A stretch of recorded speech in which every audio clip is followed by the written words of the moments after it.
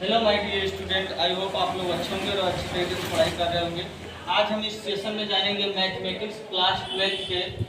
अध्याय 5 सांतत्य एवं अवकलनीयता के बारे में। सांतत्य और अवकलनीयता की बात हम करते हैं तो इसमें हम पहले इसे हम ग्राफ विधि से यदि जानते हैं तो जैसे हमें कोई फंक्शन दे दे y बराबर एफ ऑफ एक्स और इसे बताना है ग्राफिक विधि से कि ये फंक्शन हमारा क्या सांतत्य फंक्शन फलन है कि नहीं। तो उसके लिए हम क्या करते हैं, सबसे पहले इस प्रकार से हम ग्राफ खींचते हैं। इसके लिए जब x एक्सिस y एक्सिस के अनुसार ग्राफ खींचेंगे, यदि कोई फंक्शन दिया उसके लिए ग्राफ खींचने पर हम क्या करते हैं, पेंसिल को एक बार जहां पर रखें वहां से उसके लिए ग्राफ खींचना शुरू करें तो बिना पेंसिल या बिना पेन उठाए लगातार वो ग्राफ जाता रहे, मतलब लगातार वो लाइन चलती रहे, तो वो हमारा क्या कहलाता है, सतत कहलाता है। यानी उस कंडीशन में कहेंगे कि वो दिया गया फलन हमारा क्या ग्राफिक विधि से समतत है। लेकिन इसी में क्या हो जाए, यदि हमारा यहाँ पर कोई फंक्शन इस प्रकार से दिया जाए तो उसका हम क्या ग्राफ खींचें, तो जैसे यहाँ एक बार खींच दिए, फिर नेक्स्ट आगे खींचना हो तो यहाँ से हमें पेंसिल उठाकर यहाँ से खींचना पड़ जाए, यानी पेंसिल या पेन को उठाना पड़ जाए अपने एक लगातार हम एक ही लाइन से उसे न रिप्रेजेंट कर पाए। तो इस टाइप के ग्राफ से हम कहेंगे कि इस टाइप का ग्राफ जिस फंक्शन के लिए खींचा जाएगा वो फंक्शन सांतत्य नहीं होगा। अब इसके बाद ये तो हो गया ग्राफिक विधि से। अब हम नियम से जानेंगे, फॉर्मूले से जानेंगे। तो फॉर्मूले जैसे कोई फंक्शन हमको दे दिया एफ ऑफ एक्स और उसे x बराबर a पर, बिंदु x बराबर a पर बताना है कि ये फलन हमारा संतत है कि नहीं। तो उसके लिए हम क्या करते हैं, एक बार उस फंक्शन का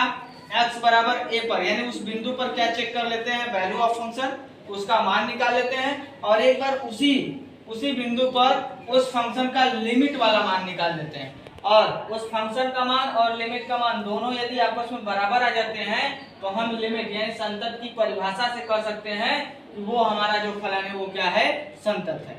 तीसरा कंडीशन एक होता है, कुछ क्वेश्चन ऐसे भी मिलेंगे जिसमें ये फेल हो जाएगा, ये कंडीशन नहीं लग पाएगा, तो उसमें हमारा क्या होता है, उसमें हम लगाते हैं यदि कोई फंक्शन हमको दिया हुआ है और उसमें हमारा क्या x बराबर a पर यानी बिंदु a पर हमें चेक करना है कि ये फलन संतत है कि नहीं। तो उसके लिए हम क्या करते हैं, उस फलन का उस बिंदु पर एक बार मान निकालते हैं, फंक्शन का मान निकालते हैं, फिर उसी बिंदु पर उसके लेफ्ट हैंड लिमिट का मान निकालते हैं, फिर उसी बिंदु पर हम उसके राइट हैंड लिमिट का मान निकालते हैं। और ये तीनों मान निकालने के बाद यदि तीनों मान आपस में बराबर आ जाते हैं तो हम कहेंगे कि वो दिया गया फलन हमारा संतत है। यदि तीनों में से कोई भी एक बराबर नहीं आता तो हम कहेंगे वो फलन दिया गया फलन हमारा संतत नहीं है। और हम यहाँ पर मान लो कि पहले आप फंक्शन निकालना हो तो जो फंक्शन दिया हो उसमें x के स्थान पर a रख देंगे, डायरेक्ट ये मिल जाएगा।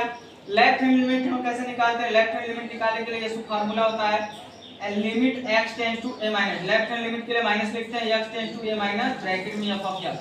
और इसी को आगे चेंज करके लिखा जाता है limit of s tends to 0 और ब्रैकेट में x के स्थान पर f of a minus h हो जाता है। यानी जब हम x के स्थान पर a माइनस h रखेंगे तो उस कंडीशन में x के स्थान पर हो जाएगा a माइनस h बराबर h है, बराबर a है, तो a को इधर पक्षांतर कर देंगे तो a में से a घट जाएगा तो h का मान 0 आ जाएगा। तो उस कंडीशन में h टेंड्स टू 0 हो जाता है और फंक्शन कन्वर्ट हो जाता है a माइनस h में।